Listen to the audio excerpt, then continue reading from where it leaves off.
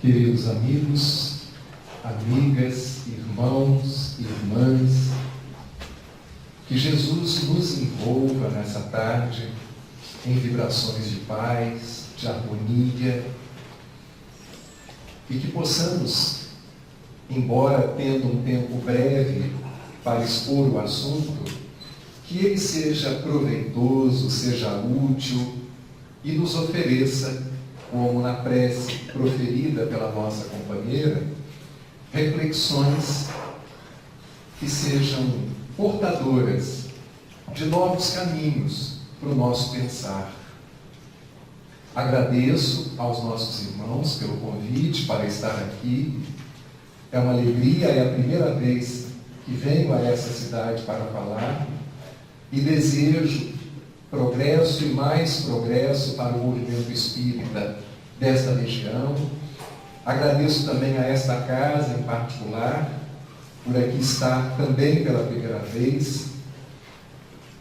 E quando pensamos no tema Os Desafios dos Espíritas no século XXI, inicialmente precisamos analisar o que a palavra desafio suscita em nossa mente.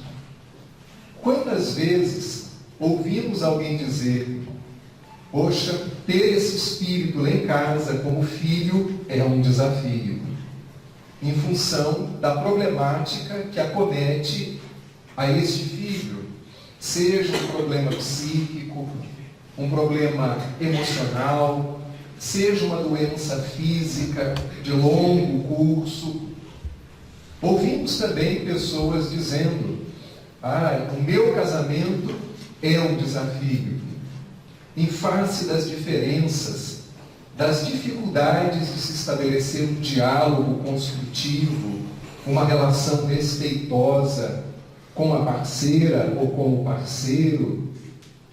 Lá na Baixada Fluminense, de onde vem, nós temos inúmeros desafios enquanto moradores, que talvez não sejam muito diferentes dos desafios que vocês enfrentam por aqui. Mas um grande desafio é se deslocar para a cidade do Rio de Janeiro, em face dos múltiplos engarrafamentos que encontramos pelo caminho. É também um grande desafio conviver com prefeitos, vereadores, deputados, que na maioria das vezes não respeitam a legislação dos estados e dos municípios, deixando a população à míngua, ruas sem asfalto, sem saneamento básico. Então somos chamados a exercer a nossa cidadania, a exercer o dever do voto de maneira consciente, mas não resta dúvida que é um grande desafio. Encontramos também no movimento espírita desafios, e o nosso companheiro falava de um deles, que é o desafio da unificação. Daí a importância de nos unirmos e, quiçá, nos unificarmos, sem nos uniformizarmos. Porque o movimento espírita privilegia a diferença, o respeito aos diferentes, a diversidade.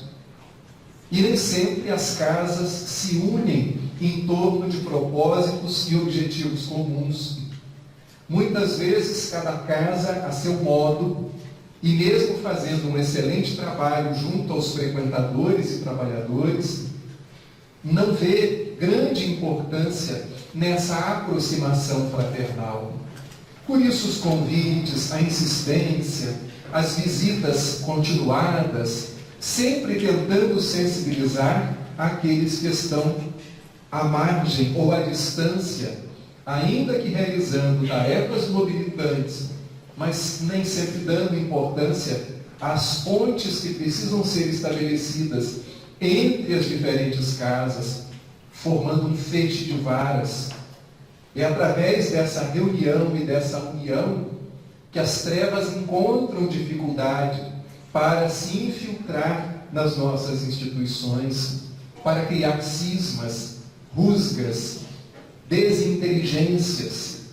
Sem esta união fraternal, sem imposição, nós estaremos apenas, cada qual, puxando a brasa para a sua sardinha, mas não buscando, na maior parte do tempo, objetivos comuns.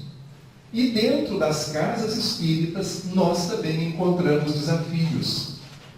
Situações que testam a nossa paciência, a nossa resistência, a nossa perseverança, o nosso ímpeto de prosseguir. E vamos nos deparar com esses problemas em razão de algumas dificuldades. No livro Ceareiros de Volta, o espírito Inácio Bittencourt nos traz uma página, através da mediunidade de Valdo Vieira, já desencarnado, em livro publicado pela Federação Espírita Brasileira, afirmando que foi feita uma pesquisa do mundo espiritual junto a nós, para tentar diagnosticar as causas dos empeços, dos atrasos do movimento espírita. E eles chegaram a 3 grandes causas. A terceira delas, eles nomearam como as deserções. Companheiros que abraçam tarefas e depois de um certo tempo enfastiados, cansados, porque se dão conta de que não temos o retorno financeiro, nem sempre temos o reconhecimento dos que estão à nossa volta em relação aos esforços que fazemos, em função das reclamações dos familiares e de todos os apelos e seduções que o mundo possui, o companheiro deserta, abandona a tarefa, deixando outros sobrecarregados, porque ainda não amadureceu para a compreensão de que esta tarefa é mais importante para si. E muitos se acreditam tão importantes que chegam a pensar que, se abandonarem o centro espírita fecha as suas portas, como se o centro estivesse assentado sobre eles. Se o centro já existia antes deles, vai seguir existindo depois deles, a revelia deles. Mas muitos se consideram tão importantes que começam a desejar e a fazer um culto à própria personalidade, desenvolvendo o que chamamos de personalismo, um culto do próprio ego, e desejando que os que estão à sua volta o cultuem, também o incensem, o idolatrem, porque se não houver esse tipo de comportamento, para ele aquela casa espírita não serve. Então ele vai procurar um outro espaço onde ele obtenha isso que nutre ainda as suas limitações e a sua própria inferioridade. Por isso, a terceira causa são as deserções.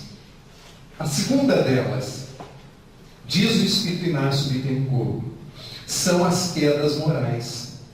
As quedas morais que são fruto das nossas imperfeições, do que ainda não logramos vencer, do que ainda não logramos compreender, resolver, em face do nosso estágio evolutivo e em face de esforços que ainda não conseguimos manter para lograr vitória sobre aquele nó, sobre aquela dificuldade que experimentamos, seja ela de que ordem for. Isso tudo faz com que também nos afastemos do ambiente espírita, porque nos julgamos incompatíveis com ele, em função de um deslize moral, de um equívoco, de termos tropeçado nas próprias pernas, demandamos. Só que o centro espírita não é um espaço para pessoas perfeitas. É um espaço para almas que se encontram em evolução, em processo de transformação. Muitas vezes, equivocadamente, julgamos assim: hoje eu não vou ao centro, porque hoje eu não estou bem. Hoje eu pensei muita bobagem. Hoje eu tive um desequilíbrio, eu me exaltei com a minha esposa, com os meus filhos, no trânsito. Hoje eu falei mal de alguém, fiz fofoca. Se o centro espírita é um grande hospital, e se estamos momentaneamente enfermos, é hoje que nós precisamos desse grande hospital e da medicação que ele tem para nos oferecer. Se o centro espírita é uma grande escola, e se padecemos de ignorância, é para lá que precisamos nos dirigir, porque seremos esclarecidos, orientados, direcionados para viver melhor esta vida. Se sabemos que a labor-terapia é curativa, se as ocupações realizam prodígios na nossa mente, no nosso coração, no nosso corpo e na nossa alma, e se o centro espírita é uma oficina de trabalho, então é para lá que precisamos nos dirigir. Porque ninguém em sã consciência sairá pior do que como se encontra. Não me recordo de estar mal e ir ao centro espírita e sair pior. Sempre saí, nem que fosse minimamente melhor, mas sempre saí. Por um abraço, por um sorriso, por uma frase, por abrir o livro ao acaso e encontrar ali uma mensagem exatamente que eu estaria precisando naquele instante. Por alguém simplesmente olhar para mim de uma forma amistosa, por uma palestra edificante, pela água fluidificada. Então, por que desertarmos das nossas tarefas? Por que, diante de uma queda moral, seja ela de que ordem for, nos afastarmos desse ambiente que é um recanto de paz, que é o nosso oásis em meio aos desertos da nossa existência? Por que não porfiarmos nessas tarefas? E em primeiríssimo lugar, o espírito Inácio Bittencourt, na página intitulada A Conclusão da Pesquisa, diz que a preguiça mental é, de forma disparada, o principal fator que impede o progresso do nosso movimento. Será que padecemos de preguiça mental? E o que seria essa preguiça mental? Seria apenas o protelar, o procrastinar a leitura de livros da nossa rica literatura? Esse seria um caminho para a gente explicar a preguiça mental. Muitas vezes padecemos de preguiça mental para buscar o aperfeiçoamento profissional, a fim de galgarmos um salário melhor, crescermos na carreira da profissão que escolhemos. Padecemos de preguiça mental se temos uma casa para consertar e temos recursos, por mais que eles não sobrem, e não consertamos a nossa casa. Padecemos de preguiça mental todas as vezes que identificamos uma falha no caráter de nossos filhos e não continuamos ali, procurando estratégias e novas estratégias para ajudá-los na superação daquilo que consideramos uma falha de caráter. A preguiça mental se apresenta, inclusive, em relação ao nosso processo de transformação. Quando não nos fixamos um pouco mais nas nossas qualidades e nos detemos exclusivamente nas nossas imperfeições. Desenvolvemos aquela linha de raciocínio de que estamos aqui para sofrer, que é equivocada. De que estamos apenas pagando por débitos de outras vidas, que é equivocada. Estamos num processo de crescimento, de desvelamento das potências da nossa alma. O que é a imperfeição, senão uma perfeição que não foi desenvolvida? Senão um talento que não foi ainda germinado, desenvolvido, aflorado. E começamos a desenvolver uma baixa autoestima. E todas as vezes que o sofrimento dá uma trégua, masoquisticamente, de uma forma doentia, a gente fica achando que parou de crescer. Como se a gente só crescesse na base da chibata, do aguilhão, da espora. Quando podemos crescer semeando flores, desenvolvendo qualidades. Aquilo que Leon Denis nos fala no livro O Problema do Ser, do Destino e da Dor. Lá, na terceira parte, as potências da nossa alma. Todos, indistintamente, temos essas potências que precisamos desentranhar, fazer vir à tona. E quando temos esse olhar autodepreciativo, recusamos qualquer tipo de elogio ou de estímulo. Não, quem sou eu? Mas se alguém chega e critica, temos uma tendência mórbida a agradecer. Quantas vezes no consultório, particularmente, me deparo com pessoas que dizem assim: quando alguém me elogia, eu fico desconcertado. Mas quando alguém me critica, nossa, isso entra com muito mais suavidade dentro de mim. Eu falo, meu Deus, mas que coisa doida. Deveria entrar com suavidade o elogio sincero, o estímulo verdadeiro. Mas parece que a criatura se enredou no universo de críticas, que ela só se sente bem corrigindo imperfeições e não desenvolvendo as qualidades. É curioso porque Jesus disse: vós sois deuses. Podeis fazer tudo o que eu faço e muito mais. Não disse quando, é verdade. Mas o que podemos fazer? Podemos. Se tiverdes a fé do tamanho de um grão de mostarda, não é do tamanho de um caroço de abacate, não é do tamanho de uma melancia. Ou seja, se tiverdes uma fé ínfima, podereis fazer tudo o que eu faço e muito mais. Podereis dizer a uma montanha: saia daqui e ponha-se a colar.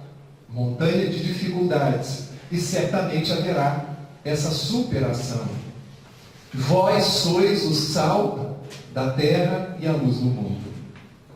Então, as quedas morais, as deserções e a preguiça mental respondem, segundo o Espírito Inácio Bittencourt, pelos nossos atrasos.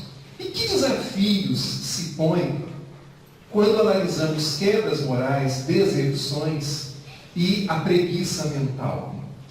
Inúmeros, e nós vamos, de uma forma compactada, apresentar resumidamente alguns desses desafios, entendendo que os desafios dos espíritas europeus, sul-americanos, nordestinos, da região sul, possam não ser os mesmos.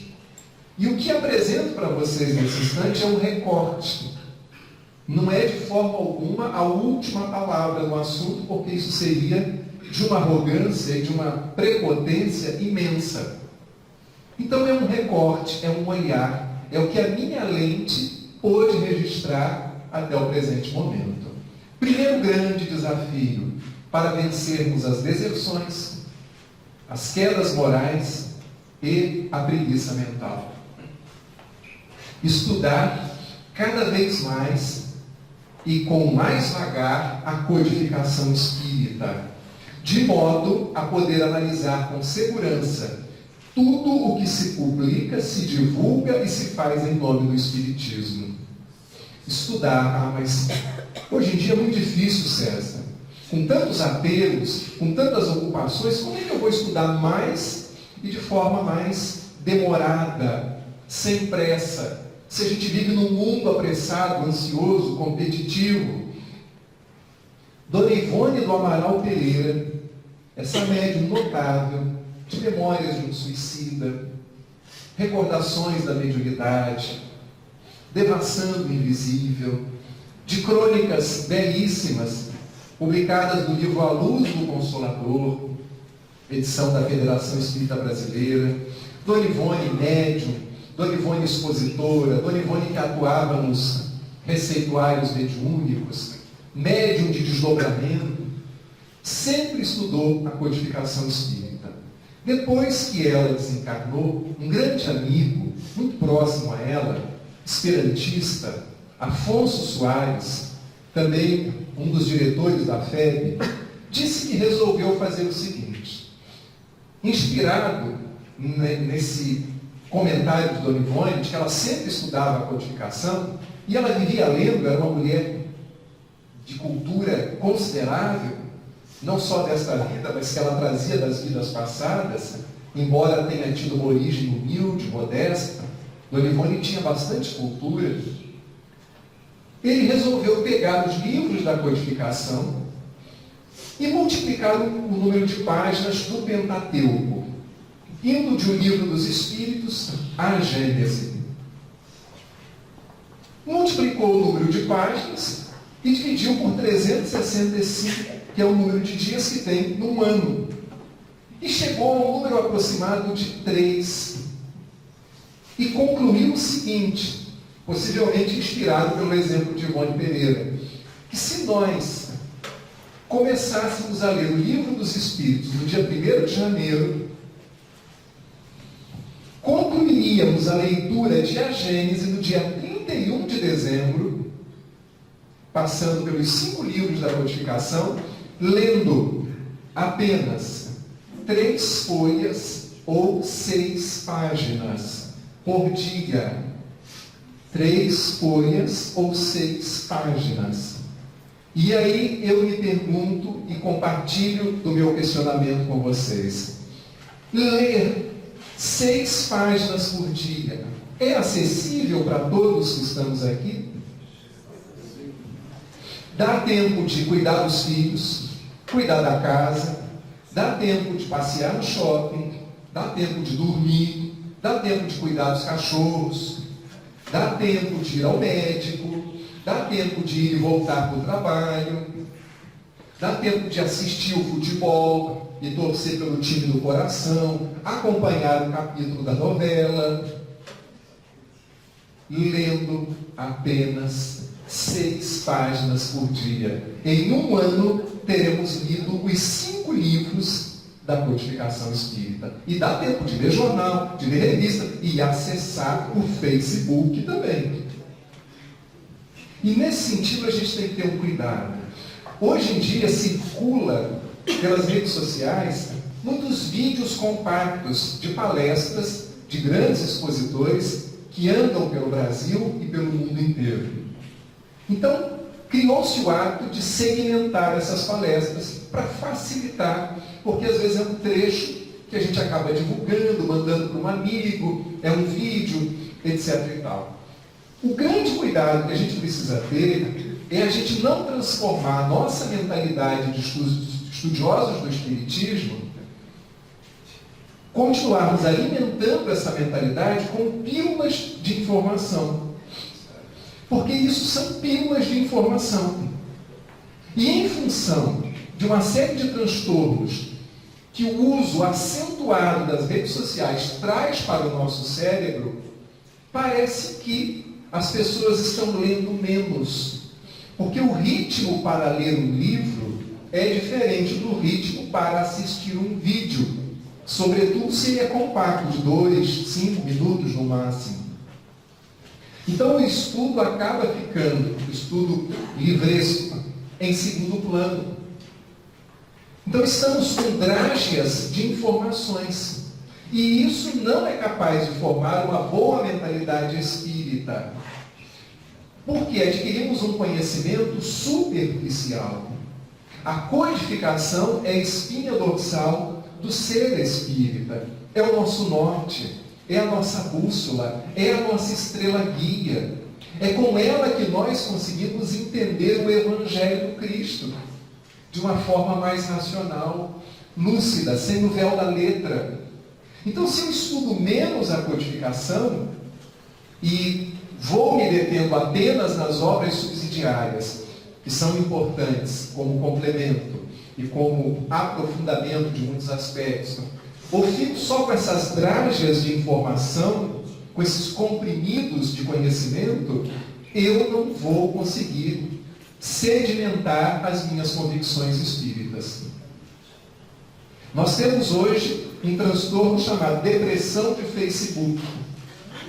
Porque no Facebook só se posta o sucesso, o êxito. Outro dia eu vi um colega meu postando que ele estava no sofá da casa dele, um pé estava com meia, outro pé estava sem meia. Eu falei, sujeito corajoso.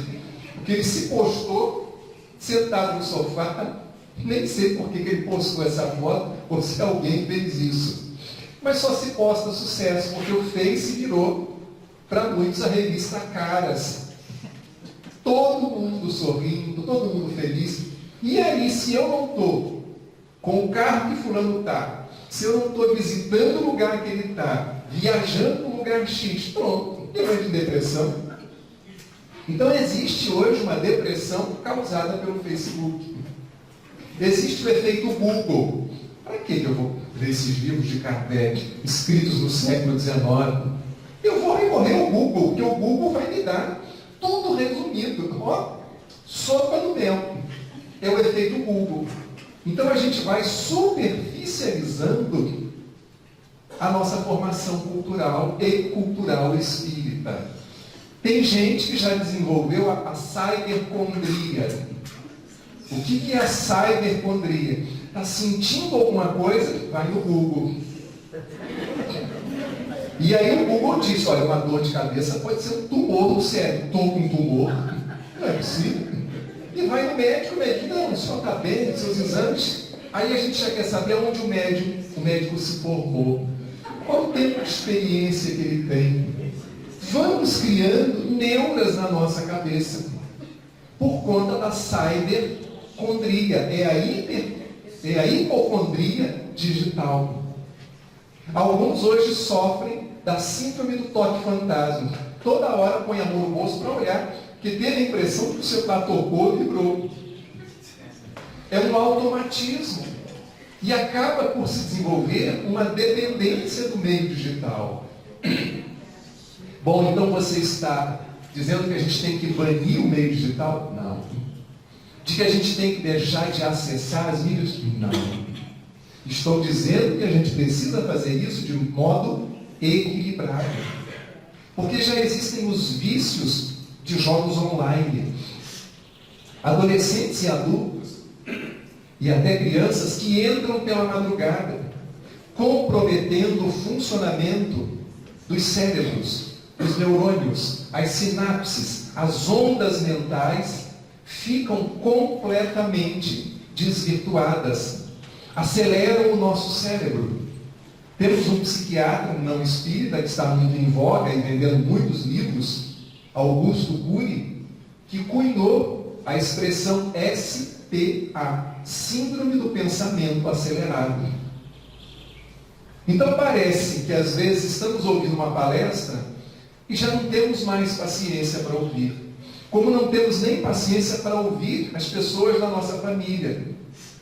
Porque no clique do celular, do computador, do iPad, tudo errado. E essa pessoa fala de modo muito lento, muito devagar. Quantos filhos já não querem mais ouvir os pais? Saem no meio da conversa. Dizem já saber o que os pais têm para falar, porque o pensamento está acelerado. E nós espíritas precisamos nos voltar para o estudo da codificação. Vamos trazer palestras, sim, do meio digital. Vamos discutir trechos de Haroldo Dutra, Alberto Almeida, André Trigueiro e de todos os grandes expoentes. Vamos analisar esses trechos, mas não vamos esquecer o livro. O livro continua sendo um companheiro indispensável. Vamos seguir na contramão dessa correnteza, tentando estabelecer um equilíbrio entre tudo que o meio digital nos oferece e tudo que o livro escrito ainda pode nos ensejar. Por isso esse é o primeiro grande desafio, estudar mais e com mais vagar a codificação. 3 folhinhas por dia, 6 páginas, já dá para a gente, em um ano, ter, no mínimo, lido o Pentateuco Espírita. Segundo grande desafio, escolher no centro ou no movimento espírita a nossa melhor parte, sem a pretensão de atuar em todas as frentes, com excelência. Qual é a minha melhor parte? Lembremos de Marta e Maria. Marta reclama com Jesus, porque Maria só queria ficar ali ouvindo o Mestre. E ele disse: Marta, tu estás afadigada por muito pouco. Maria escolheu a melhor parte. Qual é a minha melhor parte? É dar passes? É atuar na evangelização infantil? A minha melhor parte é a mediúnica? A minha melhor parte é ser um expositor do Espiritismo? São os trabalhos anônimos da Casa Espírita? É atuar no movimento de unificação? Qual é a nossa melhor parte? Porque se eu não tenho paciência, dificilmente eu serei um bom evangelizador. Se eu não lido bem com números, com contas, se a minha própria vida financeira é um caos, como eu serei um bom tesoureiro da Casa Espírita? Se eu tenho dificuldades de relacionamento, como que eu posso ser um bom recepcionista? Ah, César, mas é justamente porque ele tem dificuldade que ele vai ser posto ali. Desde que habilidades básicas ele possua para aquela tarefa. E tenhamos cuidado para não criar uma hierarquia de tarefas, como se os expositores, escritores e dirigentes fossem mais importantes do que os evangelizadores, do que as cozinheiras que preparam o almoço fraterno, do que aqueles que fazem a faxina do salão, das salas, que limpam os ventiladores. Não há essa hierarquia. Isso é coisa da nossa cabeça. Nós sabemos, de acordo com Emmanuel, que a maior caridade que podemos fazer em relação à doutrina é a sua divulgação, é espalhá-la pelas nossas ações, pelo nosso comportamento e, dentro do possível, espalhar a filosofia espírita pelo mundo, dando um livro espírita de presente, uma página, mandando um vídeo para alguém que esteja precisando. É divulgarmos a doutrina, fazermos um convite. Hoje é dia do nosso Evangelho no Lar. Você quer participar? Ah, eu sou espírita. Raul Teixeira, numa ocasião, fez um comentário muito curioso sobre essa questão do ser espírita, dizendo que o evangélico, ele abre a boca de uma orelha para outra, e com a boca cheia de dente, ele diz que é evangélico. O católico praticante, igualmente. O budista, o seguidor dos princípios do judaísmo, o candomblessista. E muitos, quando perguntados ou arguídos em torno daquilo que seguimos, trancamos os dentes e dizemos: sou espírita. Que? Sou espírita. Tem um medo de dizer que é espírita. Então fica uma coisa meio para dentro. Né? Parece que está com algum problema. Eu sou espírita. Fala, sou espírita. E se o outro quiser saber, muito bem, a gente vai explicar. Agora, se ele não quiser saber, o problema é dele. Nós já respondemos ao que ele perguntou. Não se trata de fazer prosélitos, nem de sermos espíritas proselitistas, exaltados, como Kardec afirma em O Livro dos Médiuns, no capítulo 3, do método, quando nos dá lá uma classificação dos vários tipos e modalidades de espíritas. Mas significa de afirmar aquilo em que cremos. E se o outro se afastar e tiver uma visão preconceituosa, lamentamos. Ele estará perdendo a convivência com uma pessoa que se esforça para ser um ser humano melhor, um ser humano íntegro, correto nas suas ações. Vamos lamentar que ele seja tão preconceituoso e tão discriminador. É a ignorância dele. Então, qual é a nossa melhor parte? Porque o mais importante não é fazer de forma quantitativa. É, abraçando uma tarefa, dar o nosso coração. No livro Nosso Lar, Dona Laura afirma para o Espírito André Luiz que um trabalhador é avaliado em nosso lar por algumas características. Primeiro, pela sua assiduidade à tarefa. Somos assíduos nas nossas tarefas espíritas? A assiduidade é nossa regra e a ausência é a exceção? Ou é o contrário? A regra é a ausência e a exceção é a nossa presença? Porque há pessoas com as quais a gente não consegue contar. Todas as vezes que a gente escala elas para alguma tarefa, elas faltam. E aí nos sobrecarregamos. Então há que se ver o que está acontecendo. Ela ainda não está em condições de assumir uma tarefa em face dos compromissos familiares, então que ela continue na condição de um frequentador. E ela pode assumir quinzenalmente. E quem vem a semana inteira no centro espírita é um espírito mais evoluído que aquele que só pode vir 2 vezes? É óbvio que não. Se vem a semana inteira, tem uma vida possivelmente mais organizada, familiar, profissional, já se aposentou. Mas isso não faz de alguém menos ou mais evoluído. Se eu só posso vir um dia, mas venho de corpo e de alma, e dou o que eu tenho de melhor, então eu estou estabelecendo com a minha consciência e com os guias uma relação de sinceridade. Qual é a nossa melhor parte dentro do centro espírita? Porque se eu não estiver fazendo a minha melhor parte na tarefa para a qual eu tenho a vocação, vai vir o cansaço do bem.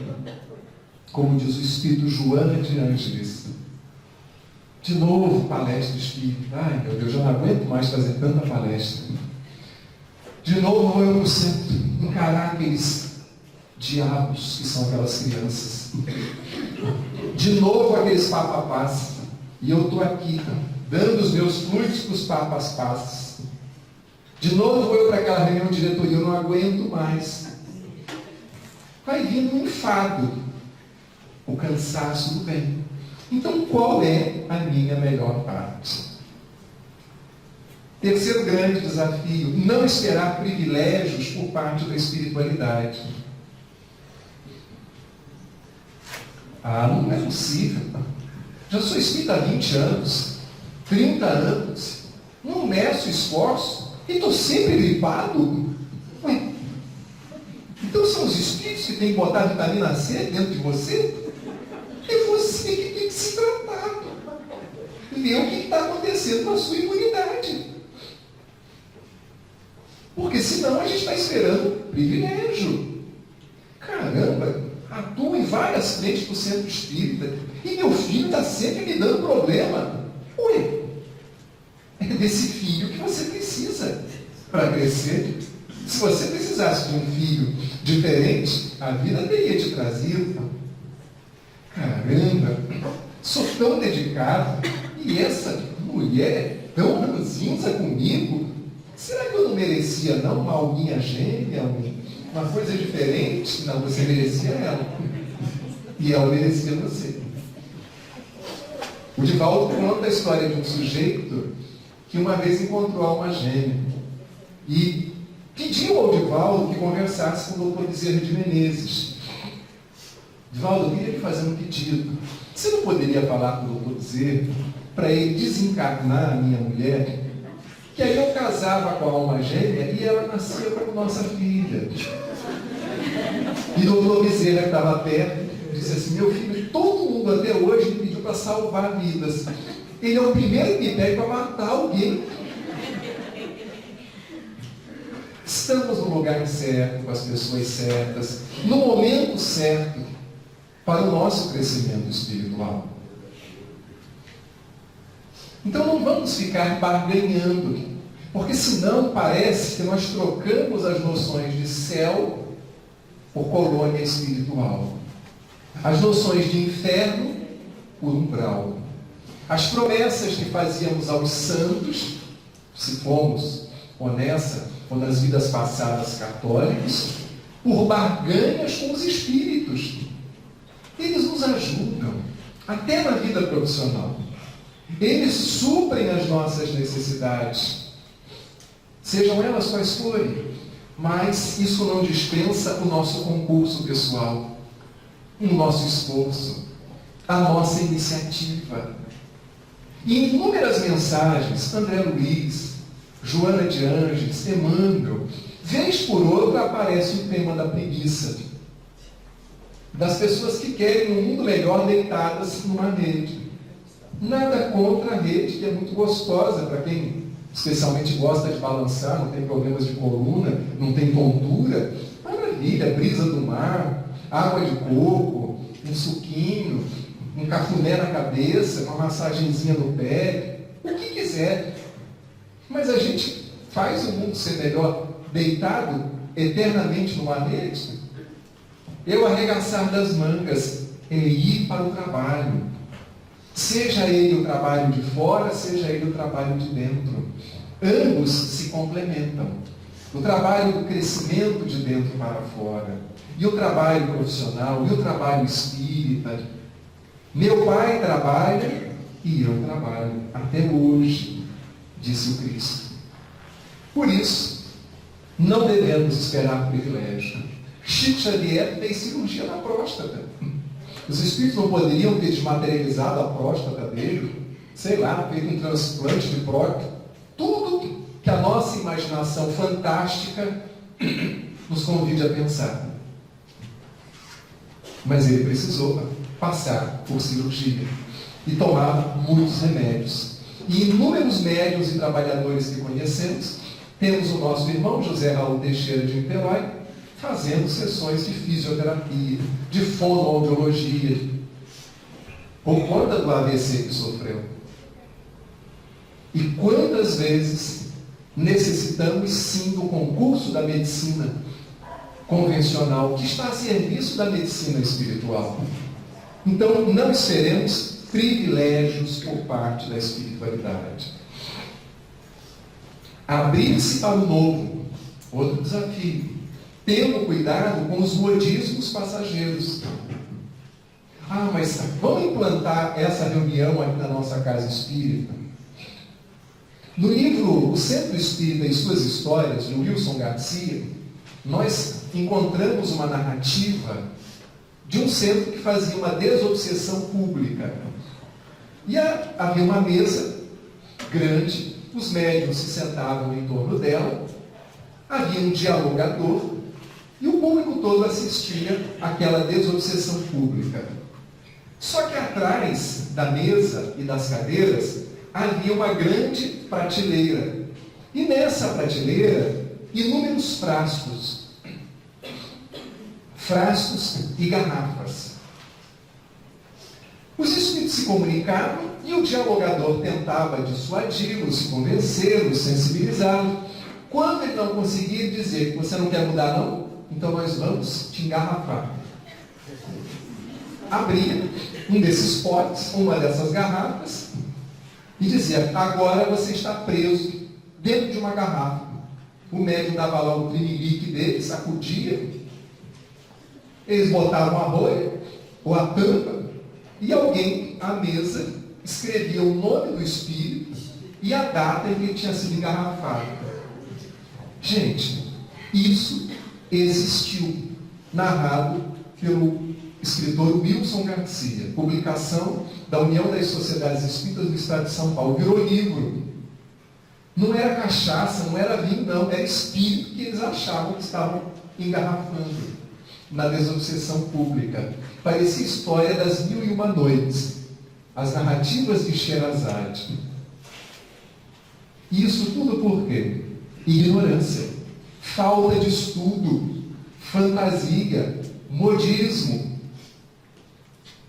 Então somos chamados a preservar o Espiritismo nas suas bases, sem idolatrias, sem transformar o Centro Espírita num clube, como diz o Espírito Bezerra de Menezes, no livro Dramas da Obsessão, psicografia de Ivone Pereira.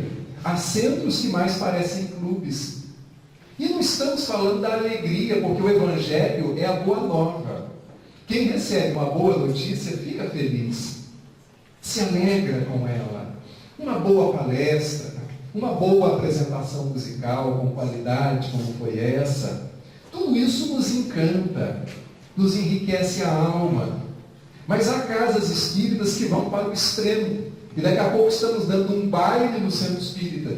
Virou clube. Ou não temos mais a preocupação com a conversação edificante. As conversas são chulas, frívolas. E não estou dizendo que dentro do centro a gente tem que ser sisudo.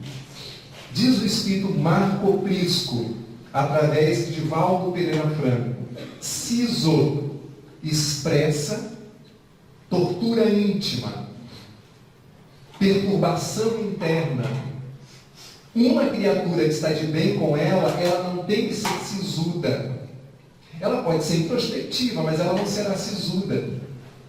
E há espíritas que entendem que quanto mais sisudos eles forem, mais vão passar uma aura de sabedoria, né? Estudiosos da doutrina. E não sorriem, e não cumprimentam os seus companheiros. E ainda encontramos espíritas extremamente ciumentos, possessivos com suas esposas, machistas em pleno século XXI. Companheiro não pode cumprimentar a esposa porque o tempo fecha em casa. Fecha. E vice-versa. Mulheres também, extremamente possessivas. São companheiros espíritas. Ah, César, mas ninguém é santo. Tá bom, ninguém é santo. Vai cumprimentar. Somos irmãos acima de tudo e antes de tudo. E às vezes esses cismas são criados e se associam a influenciações espirituais também. Então, cuidado com os modismos. Outro grande desafio que nós ainda temos para enfrentar: promover de forma contínua e frequente a preparação de novos e antigos trabalhadores para o centro e para o movimento. Porque o Espiritismo é uma doutrina de educação. E nós não somos eternos nas funções nas quais nos encontramos. Conheço a história de um sujeito, reza a lenda, que Chico Xavier teria dito para ele que ele só desencarnaria quando ele terminasse a obra do Centro Espírita, que ele frequentava e dirigia. E o que o homem começou a fazer? Começou a aumentar a obra, a ampliar as instalações. Você não queria desencarnar. Não acho que Chico Xavier teria dito isso. Mas tem gente que acha que se ficar 50 anos como presidente de um centro espírita, vai chegar um anjo de luz no mundo espiritual. Não é o cargo, são os encargos. Não é o tempo em que a gente fica numa tarefa, é como a gente a desempenha, que espaços a gente abre. Porque se o centro espírita, além de hospital, escola, oficina de trabalho, é o lar da grande família, nós precisamos agregar. Mas tem gente que parece que é o tempo inteiro desmancha bolinho. E começa a dizer assim: as pessoas vêm para cá, ninguém quer saber de trabalho, ninguém quer saber de estudo. Fica um dirigente mega, super, hiper exigente. Está querendo um trabalhador perfeito, como se ele fosse perfeito. Aí o centro espírita vai ficando vazio. Porque ninguém suporta esse ditador ou essa ditadora. Mas eu sei que isso só acontece na Baixada Fluminense. Para essa região aqui, com certeza isso não acontece. Isso é um fenômeno que é só para o lado de lá da Baía de Guanabara. Então, preparar os continuadores, abrir espaços com critério. Não estamos falando aqui de dar para qualquer pessoa, a qualquer momento, qualquer tarefa. Mas se ela já mostra alguns predicados, além da boa vontade, está estudando, está se capacitando, por que não convidar? Há pessoas que são frequentadores assíduos do banco, nunca são convidados para nada. E existem aqueles que, mesmo sendo convidados, querem continuar no banco. Ok, aí o problema é deles. E quantos dos que assumimos tarefa na casa espírita nunca mais voltamos para o banco para ouvir palestras, participar de seminários? Porque nos julgamos prontos, estamos acima do bem e do mal. Ah, depois de 50 anos de doutrina, o que eu tenho para aprender? Não é um raciocínio espírita. Não está raciocinando como um espírito imortal, que a gente está sempre aprendendo e vamos seguir o curso da nossa aprendizagem pela eternidade afora. Outro desafio: para a gente ir caminhando para o fim, estabelecer com médiuns, dirigentes, escritores, lideranças espíritas e também com a figura de Allan Kardec uma relação fraterna e saudável, sem endeusamentos e reverências sempre tão prejudiciais. Dona Ivone Pereira dizia que os médiuns não deveriam ser insensatos, porque isso serviria de pedra de tropeço para eles. Mas nunca disse que os médiuns, os trabalhadores e os companheiros de ideal não poderiam ser estimulados. Precisamos nos estimular continuamente. Às vezes, tudo que a gente está precisando é de alguém que diga: eu gostei do seu trabalho. Nossa, meu filho adorou a aula de evangelização. Me senti tão bem com aquele passe que você me deu. Olha, durante a sua palestra, aquela história que você contou caiu para mim como uma luva. Poxa, fulano, aquele dia que eu cheguei, eu estava tão mal, o seu abraço me trouxe uma energia nova. E a gente não diz, porque fulano vai ficar vaidoso. Como que a gente já pode saber que ele vai ficar vaidoso? E não é preferível um vaidoso que produza do que um humilde de braços cruzados? E o vaidoso que produz vai ter tempo de se dar conta de que aquela vaidade está excessiva, e ele tem que aparar essas arestas. Mas a gente não diz que gosta. Agora, na hora de dizer que não gosta, sai perto, que a munição é pesada. Mas isso também só acontece lá na Baixada Fluminense. Então, para terminarmos, acolher a todos no centro espírita, sem distinção de religião, sexo, etnia, classe social, idade, estado civil, preferência política, vendo em todos irmãos e espíritos em evolução. A casa espírita é a casa do Cristo. Não é a casa da mãe Joana, a não ser lá na Bahia, na Mansão do Caminho. Lá é a casa da mãe Joana de Anjos. Mas é a casa do Cristo, onde nós precisamos acolher a todos, sem essas distinções, sem esses preconceitos, estabelecendo com todos uma relação de fraternidade, de cordialidade, de gentileza. Mas é óbvio que quem quer frequentar esta casa ou qualquer outra precisa se adequar às normas, às regras. E não confundamos disciplina com evolução espiritual. Disciplina é meio, não é um fim em si mesmo. E há pessoas que pregam a disciplina o tempo inteiro acima do próprio amor. E o que haverá de maior do que o amor? O que Jesus nos ensinou na essência foi disciplina ou foi amor? Claro que o nosso amor, para ser bem sentido, bem vivido, precisa ter limites, precisa da disciplina,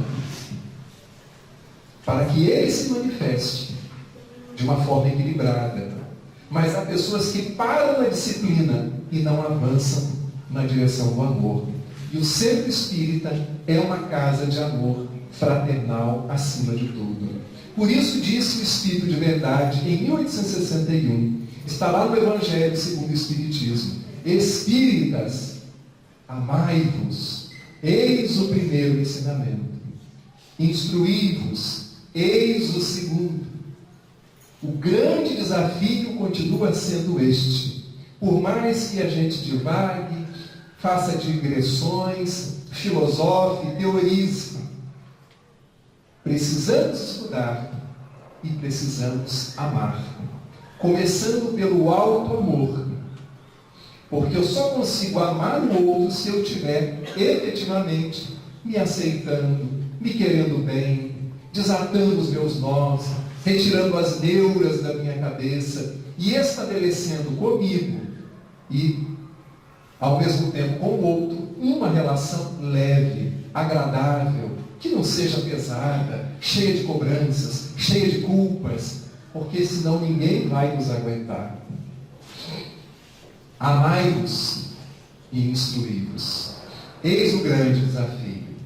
E deixo para vocês a poesia de um poeta da Baixada Fluminense, considerado o poeta do otimismo, João Prado, que já é avô, tem vários netos, muitos filhos.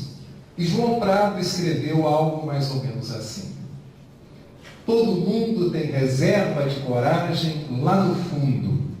Corre, busca Deus depressa, é a reserva deste mundo.